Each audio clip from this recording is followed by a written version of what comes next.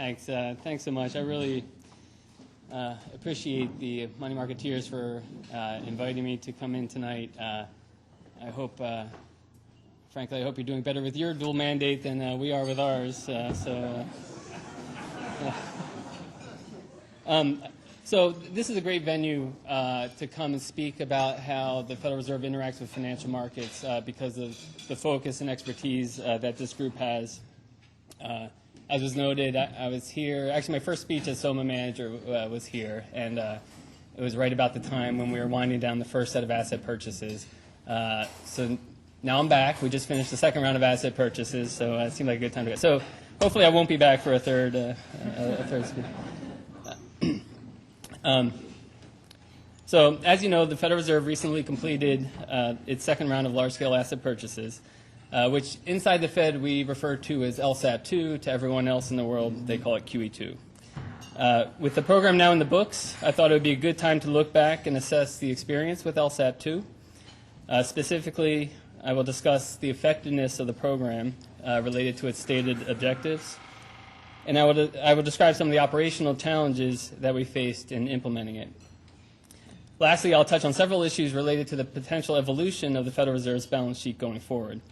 As always, my comments do not necessarily reflect the views of the Federal Open Market Committee or any other members of the Federal Reserve System. Okay, so let me just start with a few facts. I think most of you know the facts, but it's a good place to start. So the FOMC decided at its November 2010 meeting to expand the amount of domestic securities held in the System Open Market Account, or the SOMA portfolio, by $600 billion by purchasing longer-term treasuries through the end of June 2011. Those purchases were in addition to ones already being made to reinvest the principal payments from SOMA holdings of agency debt and agency MBS into longer-term treasury securities. The purchase program was implemented by the Open Market Trading Desk at the Federal Reserve Bank in New York, which I'll refer to as the desk, which is a group that sits inside the markets group that I run at the bank. And about half of it's here tonight. So to be sure, this was a very busy period for the desk. So over the life of the program, we conducted 140 outright purchase operations to meet the directive that we were given by the FOMC. That essentially meant that we were active on nearly every single day possible over that period. In those operations, the desk bought $767 billion of Treasury securities. That included the $600 billion that was the expansion of the portfolio and $167 billion of reinvestments. Our operations ranged in size from just over $1 billion to around $9 billion, with an average size of about $5.5 billion. These operations brought the amount of domestic assets held in the SOMA portfolio to $2.654 trillion. So that was our bogey to hit. The current directive from the FOMC instructs the desk to continue to reinvest the principal payments on all domestic assets held in SOMA into Treasury securities. So thus, the amount of assets held in the SOMA will remain at that level until the FOMC decides to change the directive. So to state the obvious, the portfolio at these levels is unusually large. In the absence of the asset purchase programs, the size of the SOMA portfolio would be about $1 trillion, which is what would be required to meet currency demand and other factors. I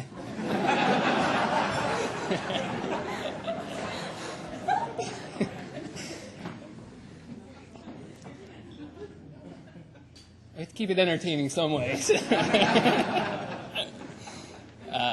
So at this point, we have about $1.6 trillion of additional assets in the portfolio as a result of the asset purchase programs.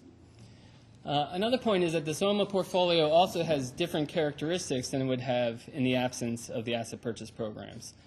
Most notably, the overall duration of the SOMA portfolio at the end of June stood at just over 4.5 years, compared to its historical range of between 2 and 3 years.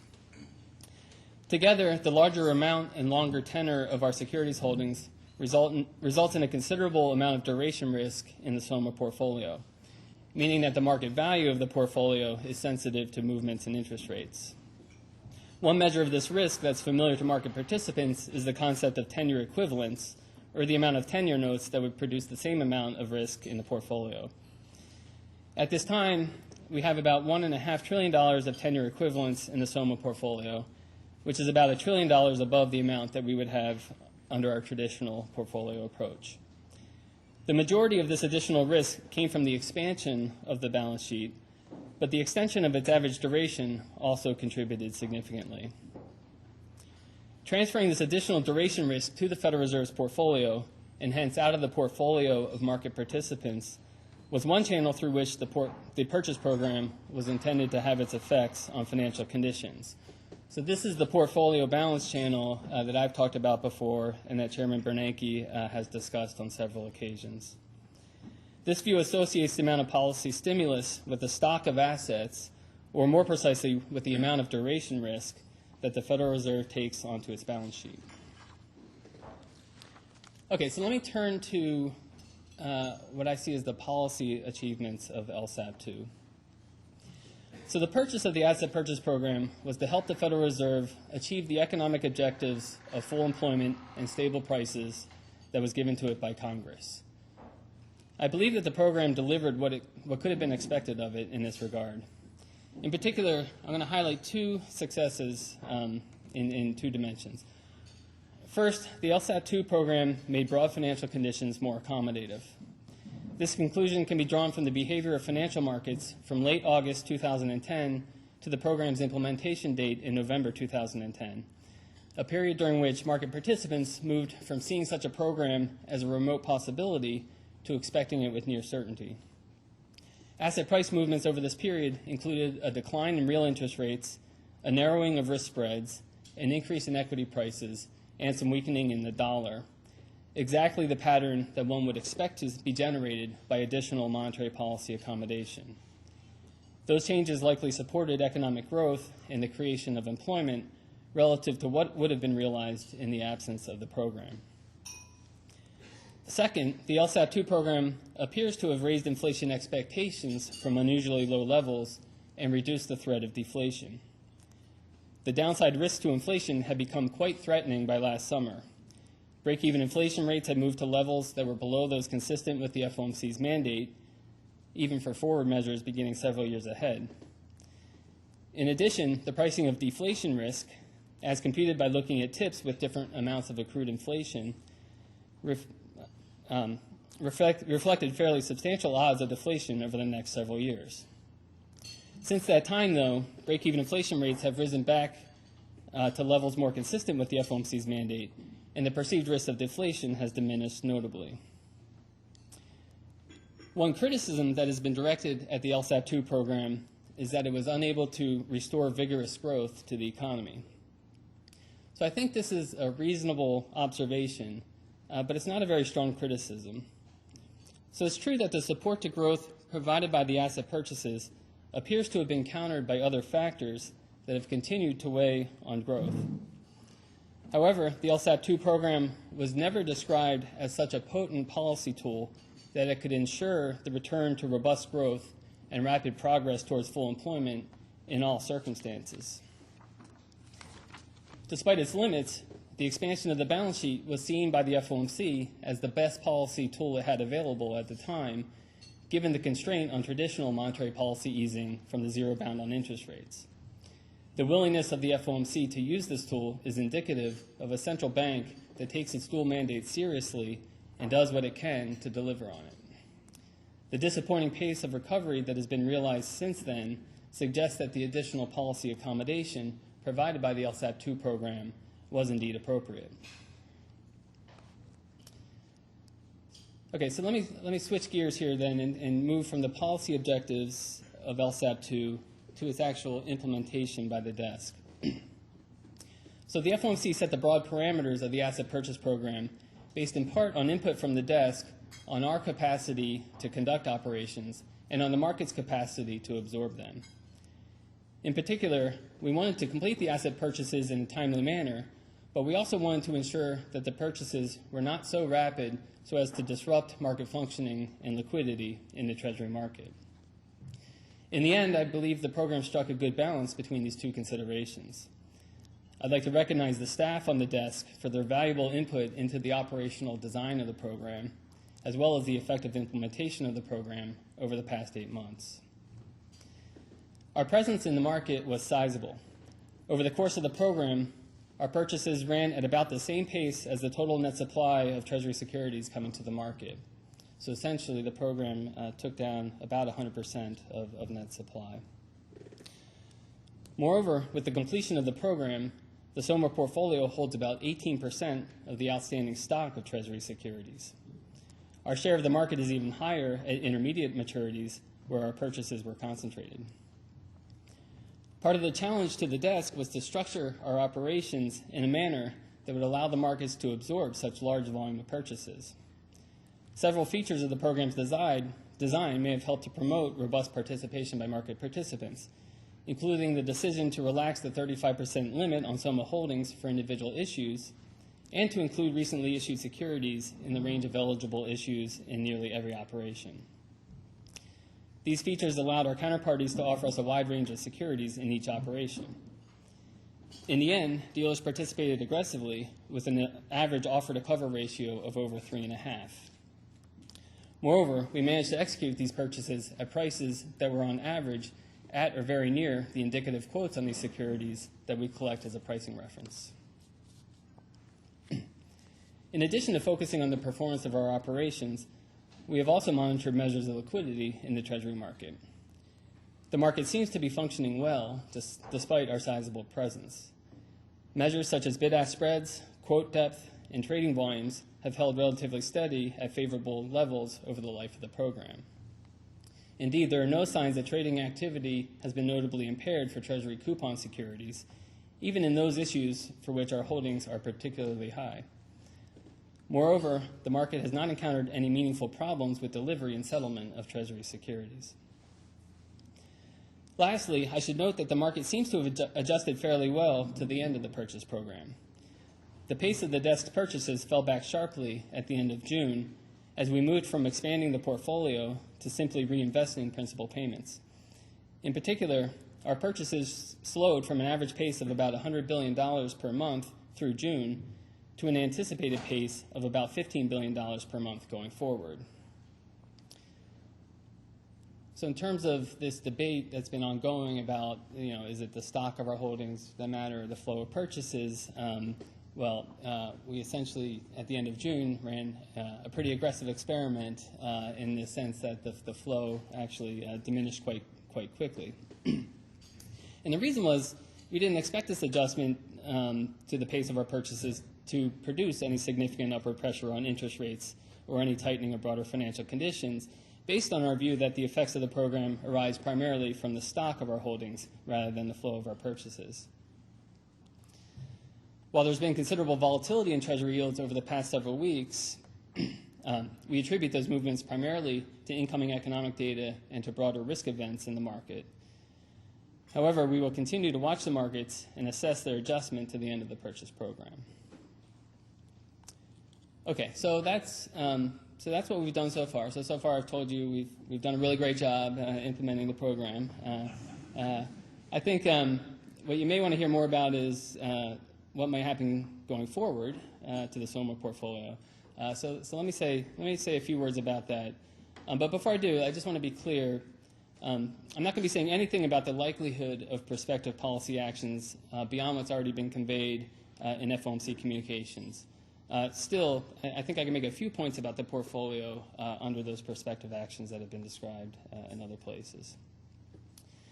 So as noted earlier, the current directive from the FOMC is to reinvest principal payments on the securities that we hold in order to maintain the level of domestic assets in the SOMA portfolio. This approach can be interpreted as keeping monetary policy on hold.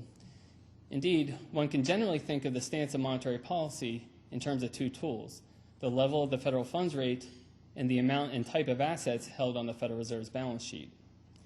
The FOMC has decided to keep both of these tools basically unchanged for now. Given the considerable amount of uncertainty about the course of the economy, market participants have observed that the next policy action by the FOMC could be in either direction. If economic developments lead the FOMC to seek additional policy accommodation, it has several policy options open to it that would involve the SOMA portfolio, as noted by Chairman Bernanke in his testimony last week. One option is to expand the balance sheet further through additional asset purchases, with the just completed purchase program presenting one possible approach. Another option involves shifting the composition of the SOMA portfolio rather than expanding its size. As noted earlier, a sizable portion of the additional risk that the SOMA portfolio has assumed to date came from a lengthening of its maturity, suggesting that the composition of the portfolio can be used as an important variable for affecting the degree of policy stimulus. Lastly, the chairman mentioned that the FOMC could give guidance on the likely path of its asset holdings, as the effects on financial conditions presumably depend on the period of time for which the assets are expected to be held. Alternatively, economic developments could instead lead to a policy change in the direction of normalization. The FOMC minutes released last week provided valuable information on the sequence of steps that might be followed in that case. The minutes indicated that the removal of policy accommodation was expected to begin with the decision to stop reinvesting some or all of the principal payments on assets held in the SOMA. If all asset classes in the SOMA were allowed to run off, the portfolio would decline by roughly $250 billion per year on average over the first several years. Under the interpretation of the monetary policy stance noted earlier, this shrinkage of the balance sheet would amount to a tightening of policy. However, one should realize that this step represents a relatively gradual and limited policy tightening. Indeed, using the mapping that has been discussed by Chairman Bernanke, this path of the balance sheet would, in terms of its effect on the economy, be roughly equivalent to raising the federal funds rate by just over 25 basis points per year over the course of several years. The minutes also described asset sales as part of the strategy, indicating that this step would likely occur relatively late in the normalization process. From the perspective of the balance sheet and the stance of monetary policy, sales accomplish the same thing as redemptions, as they also shrink the balance sheet over time. The minutes indicated that such sales are likely to be gradual and predictable, which makes them even more similar in nature to redemptions. Together, the combination of asset redemptions and asset sales, once underway, should put the size of the portfolio on a path to a more normal level over several years. Thus, they represent an important part of the normalization of the policy stance. However, if the approach follows the gradual and predictable path described by the minutes, one can think of this adjustment as a relatively passive part of the policy tightening. In these circumstances, adjustments to the federal funds rate would generally be the active policy instrument, responding as needed to economic developments. The sequence of policy steps described in the minutes indicates how the size of the SOMA portfolio is likely to be normalized. However, simply reducing the size of the portfolio would still leave its duration at historically elevated levels.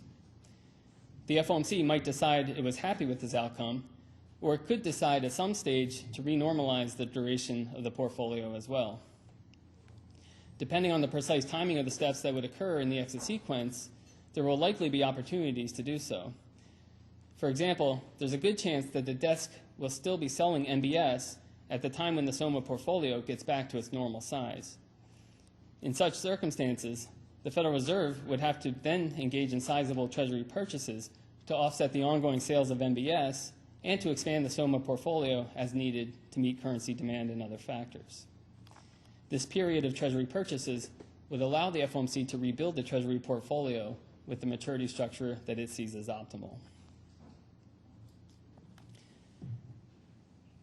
Let me end with a brief discussion of the prospects for income from the SOMA portfolio. The path of the balance sheet that's realized, along with the evolution of the term structure of interest rates, will determine the stream of income that will be realized from the SOMA portfolio. It's important to note that this income is not the objective of the asset purchase programs.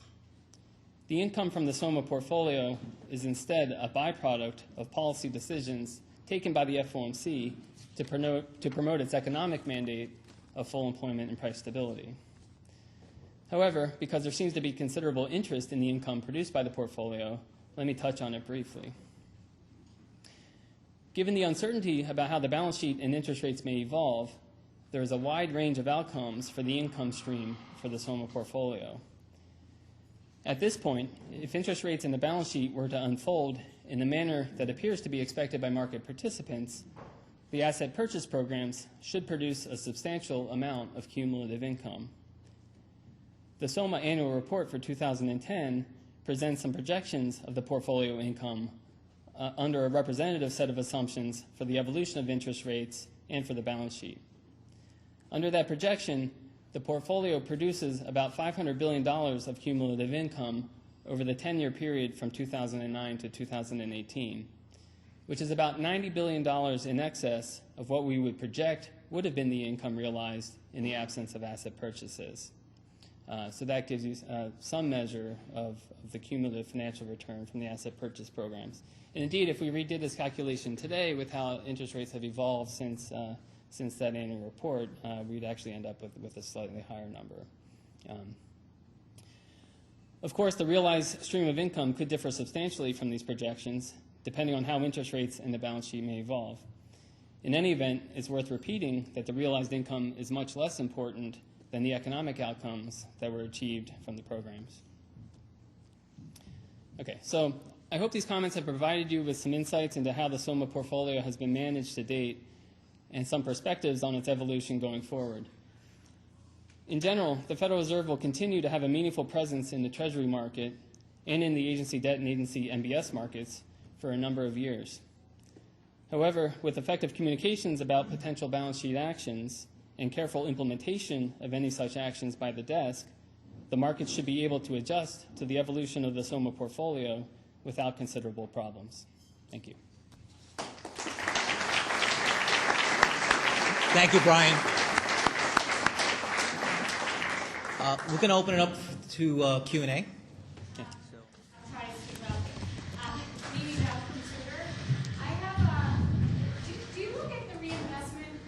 Differently between Treasury reinvestments that are done via Treasury add-ons and mortgage and agency reinvestment, which is done via taking the securities out of the market. Because right now you don't have a lot of Treasuries rolling off, but a year, 2 years from now. Right. So I see both of those as part of the directive. So essentially, the directive given to the desk is to reinvest maturing holdings in the SOMA portfolio. The way it's set up is that for maturing treasuries, those are done as at the auction. They're done as an add-on to the auction size. But of course, for maturing agency and MBS, we have to go out in the secondary market and purchase the securities.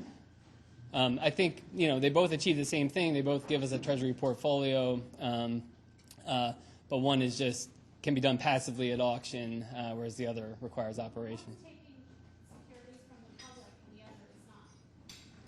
Well, I think the other is if we weren't doing the rollovers at auction, the Treasury would have to meet that funding need somehow. So they would presumably have larger auction sizes to the public, which would put more duration into the market and have kind of the exact same effects. So I think we're still preventing that duration from entering the market by doing it as an add-on at auction.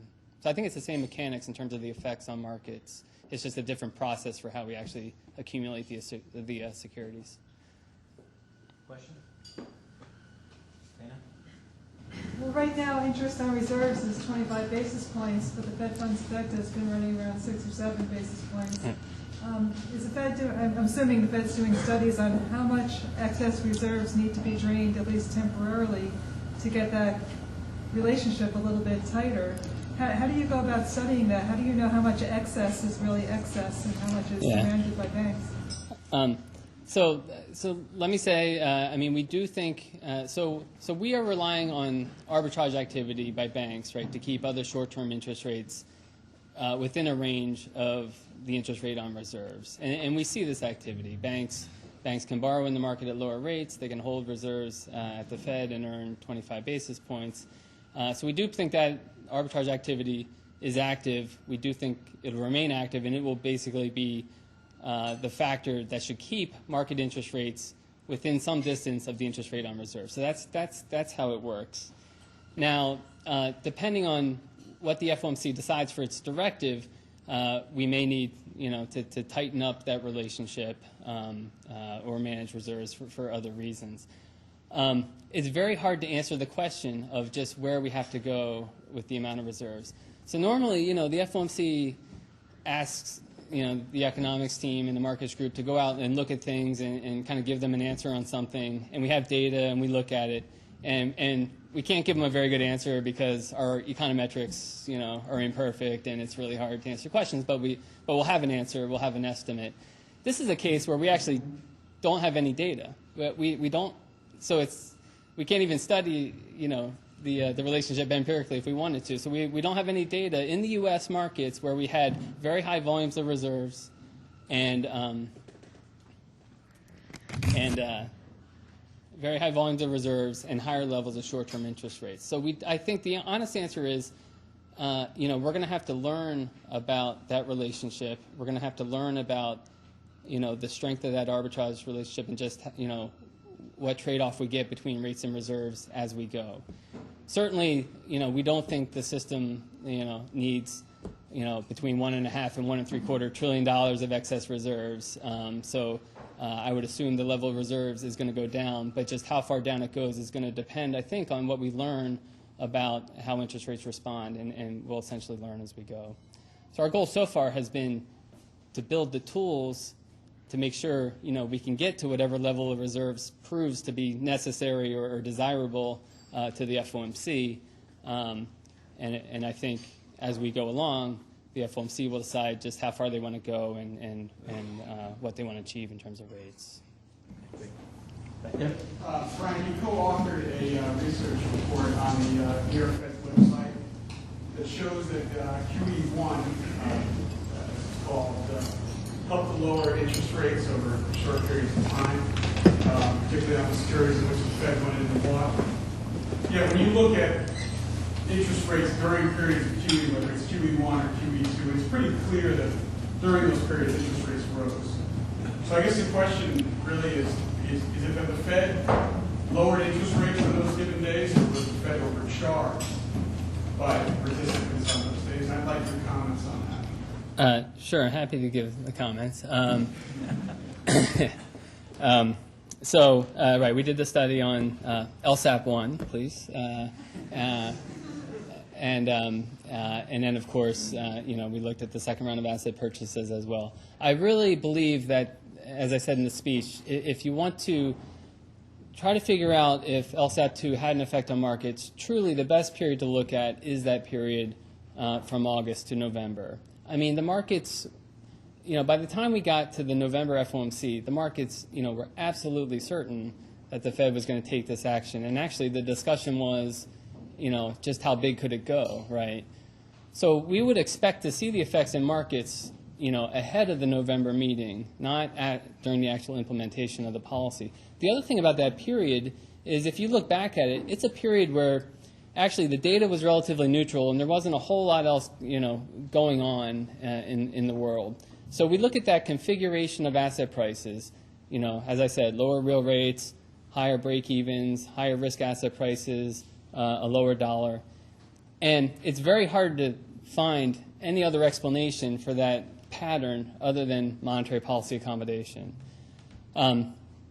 So I think we feel pretty strongly that there's good evidence that LSAP 2 did make financial conditions more accommodative. Now, the second part of your question asks, well, maybe it just reversed and we just got ripped off and that's the story. My problem with that is I don't see how it's consistent with competitive financial markets. So this idea that the markets can always bid up the prices on us and then, once we buy them, prices are going to revert back to where they otherwise would have been. It just doesn't make sense. It's not, there would be some market participant who would want to take advantage of that pattern. And, if you knew that was coming, you could reap abnormal, gains by taking advantage of it. So I just, I personally don't buy that story. I think what happened after the November meeting is the data looked better. one, two, the communications coming from the committee and elsewhere suggested maybe the programs weren't going to be as big as people were speculating, and so that got pulled back. So you had a bunch of other things happening that I think contributed to the rise in rates. But actually, let me add one thing, though. I will emphasize, though, that these tools are new, and they're still being studied, and so we have our papers and we take estimates about their effects, but I don't want to leave an impression that we're overly confident in how exactly we've calibrated these effects. We completely recognize the degree of uncertainty about the effects of the tools. There aren't too many market participants that can buy 18% of all treasuries. So, it's hard to see the opposing person who's going to go against the Fed in that instance. That's one thing I think you might want to focus a little more on. Brian, could you talk a little bit about what you think the transmission mechanism was through which LSAPs raised inflation expectations? Was it an announcement effect or a specific expectation about balance sheet adjustments? So it's a great question because I think it's actually the part of the transmission mechanism that's probably the most murky to me. So the way I typically think about the asset purchase programs is they work through a portfolio balance channel. So they work through financial conditions. Yes, they should raise inflation expectations, but in that view, they would raise them because financial conditions are more supportive of growth, so then growth is going to help limit downside pressure on inflation. And I think what we saw is a much larger movement in break-evens and inflation expectations than you would probably guess from that channel alone. I will note that as a profession as a whole, I don't think we are very good at understanding how expectations in general are formed. And I think I would kind of put this in that category, that there seem to be, looking at the evidence at face value, you'd say there's quite a large effect, and it seems somewhat outsized relative to the portfolio balance channel. So again, it's hard to model and understand how inflation expectations are formed. It's not clear that LSAP 2 is the only thing in play over this period. As I noted, the data turned stronger and other things happened. So I think probably a variety of things helped to lift inflation expectations. But I think the aggressiveness of the monetary policy response, I would argue, seemed to contribute to that.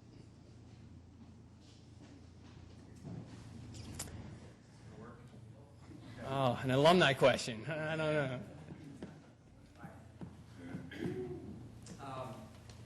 My question is, you and your colleagues have put a lot of time into developing and testing credible exit strategy for monetary policy. And this has helped keep longer-term inflation expectations well anchored, which you would could argue has enabled an expansion of the balance sheet that otherwise would have been difficult to accomplish.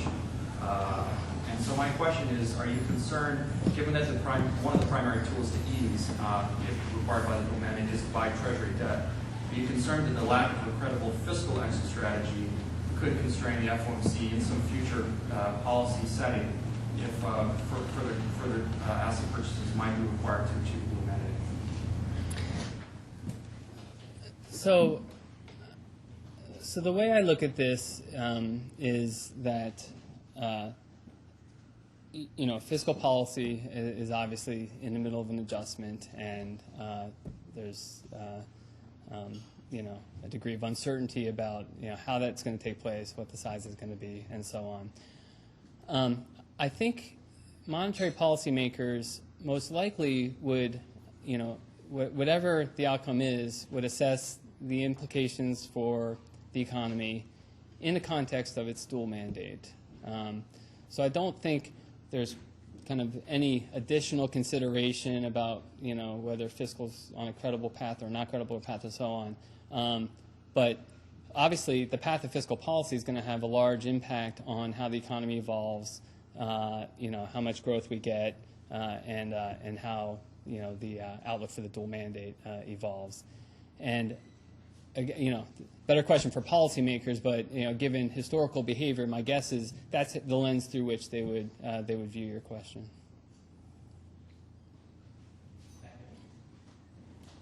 Kind of switching topics a little bit.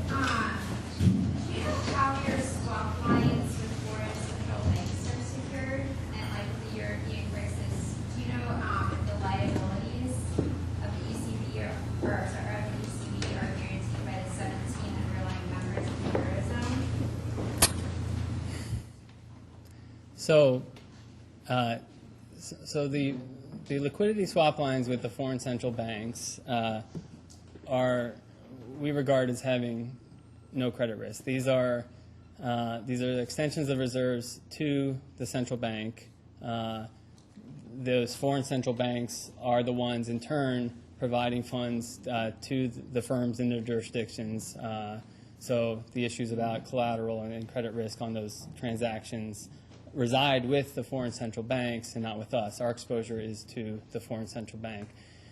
And we regard the foreign central banks as having no credit risk. Not only that, the transactions essentially are collateralized by the currency of the foreign central bank. So we regard those transactions as having absolutely no risk. Who decided to start and stop the main lane sales, and what's the market? So I'm not going to comment on the main lane sales, and I'm not going to do that because so actually the main lane portfolios are run in a different part of the bank outside of the markets group. So I just don't think it's appropriate to comment on it. Sorry. Okay. Should we take one or two more questions? Yeah, that's great. That's fine. Okay. Back there. Yeah, Brian, I'm just wondering, can you comment on what's being done in New York Fed in particular, or the Fed in general, in preparation for a Fed to raise the debt ceiling? No. I know. I've been waiting for your question.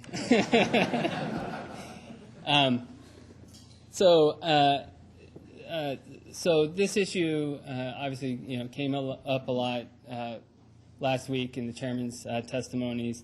The chairman,